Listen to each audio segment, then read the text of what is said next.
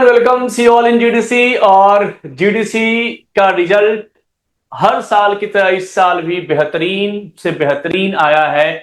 और जितने भी जुडिशियन रिजल्ट्स लेकर के आए हैं उनका इंटरव्यू जो है वो हम अपने बच्चों को देते हैं ताकि उनको ये समझ में आए कि उनको प्रिपरेशंस कैसे करना है, किस तरीके से उनको अच्छी रैंक लेकर के आना है। आज इस इंटरव्यू सीरीज में हमारे साथ हैं दिग्विजय राजपूत, जिनका ऑल इंडिया रैंक जो है वो 322 आया है। दिग्विजय, सबसे पहले मेरे और इस जीडीसी परिवार की तरफ से आपको बहुत बहुत शुभकामनाएं, बधाई, मेनी मेनी कॉन्ग्रेचुलेशंस आपका इस रिजल्ट के लिए।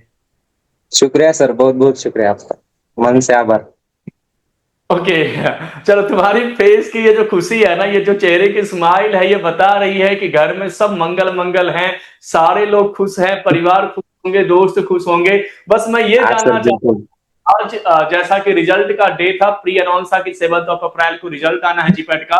और जैसे ही रिजल्ट आया उस समय तुम्हारे घर में और तुम्हारे आसपास जो लोग हैं और तुम्हारे अंदर की जो सिचुएशन थी वो एक बार जरूर हमें बताइए।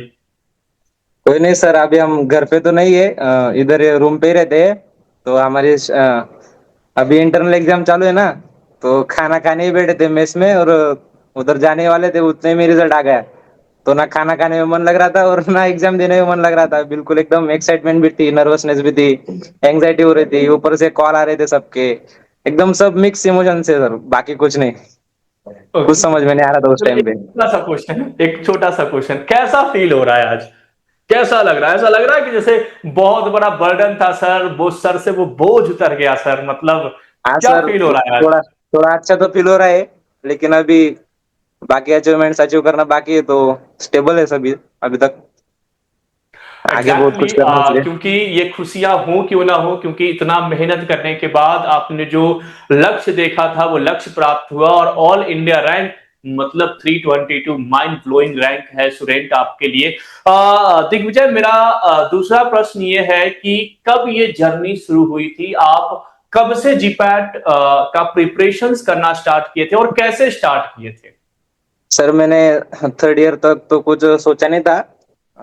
मेरे जो सीनियर वगैरह लोग थे ना, तो उन्होंने क्वालिफाई किया, तब मुझे पता चला कि जीपैट वगैरह देने का है, आप आगे सब कुछ करने पड़ेगा, ऐसा वैसा।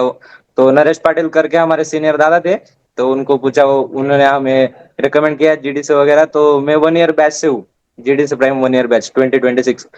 तो तब से चालू किया था प्रिपरेशन, लेकिन वो शुरुआत में उतना कुछ खास नहीं था, कंसेप्ट वगैरह बिल्डअप वगैरह कुछ नहीं था, लेकिन पढ़ाई भी नहीं कर रहा था। लेकिन लास्ट लास्ट में जब चालू हुआ ना, लास्ट के 6 मंथ या दिवाली के बाद के, तब से अच्छा चालू किया प्रिपरेशन वगैरह। और जब ये डेट आ गई, अनाउंसमेंट आ गई जी आपने जीपेट की, तब थोड़ा सीरियसली लिया और तब से अच्छा प्रिपरेशन चालू किया था। मतलब लास्ट के 6-7 मंथ में अच्छा किया, उतना ही अब बढ़िया लग रहा है कि कम समय में ओके, अच्छा कर ले।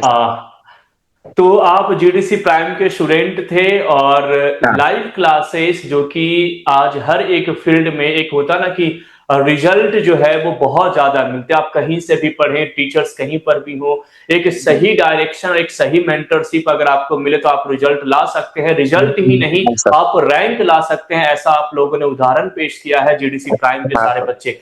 दिग्विजय, मेरा एक और क्वेश्चन है कि आपके जो जूनियर्स हैं, आपके जो कलीग्स हैं, या आप जो जितने जीपैट एस्पिरेंट हैं, आपके कॉलेज से भी हो सकते हैं और ऑल ओवर इंडिया के जितने बच्चे हैं जिन्होंने सोचते हैं कि हाँ अब मुझे भी जीपैट की प्रिपरेशन करना, तो उनके लिए आप क्या सजेस्ट करना चाहेंगे, क्या स्ट्रैटेजी बताएंगे कि वो भी आपके जैसे एक बेहतरीन रिजल्ट लेकर के आए?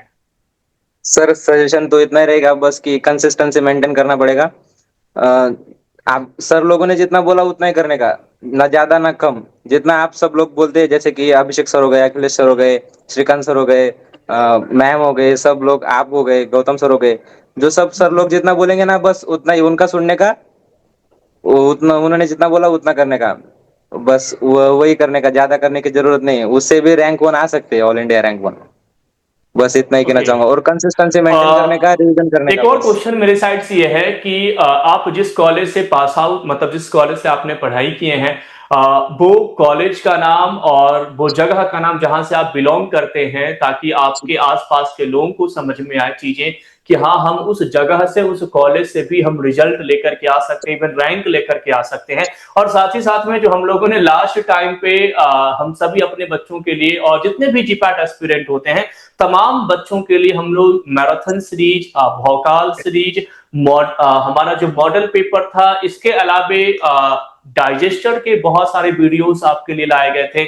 उन सब का क्या इम्पैक्ट रहा इस रिजल्ट पे, इस रैंक पे, वो जरूर एक बार बताएं। हाँ सर, मैं बिल्कुल बताना चाहूंगा। जैसे कि लास्ट लास्ट में मैराथन सीरीज चालू हुई और वोकल सीरीज चालू हुई, डाइजेस्टर चालू है, तो हमने एक भी क्वेश्चन मिस नहीं किया। ना डाइजेस्टर के ना कंसेप्ट मिस किए, ना मैराथन वोकल के क्वेश्चन मिस किए, एक भी क्वेश्चन मिस नहीं किया। और जब हम एग्जाम देने बैठे तो उधर समझ में आया कि जैसे जैसे हमने क्वेश्चन देखे थे या जैसे जैसे ऑप्शन थे, एग्जैक्ट बाकी क्वेश्चन वही से थे, जैसे कि इधर से उठाकर इधर लगाए गए हो, ऐसा ही था। तो उतनी हेल्प हुई सर हमें। बाकी कंसेप्ट वगैरह बिल्डअप हो गए, वही बहुत अच्छा लग रहा था। जब क्वेश्चन हमको आ रहा था तो उधर स्माइल आ गई कि हाँ सर, ये क्वेश्चन देखा है, तो उधर बढ़िया लग रहा था उस टाइम पे।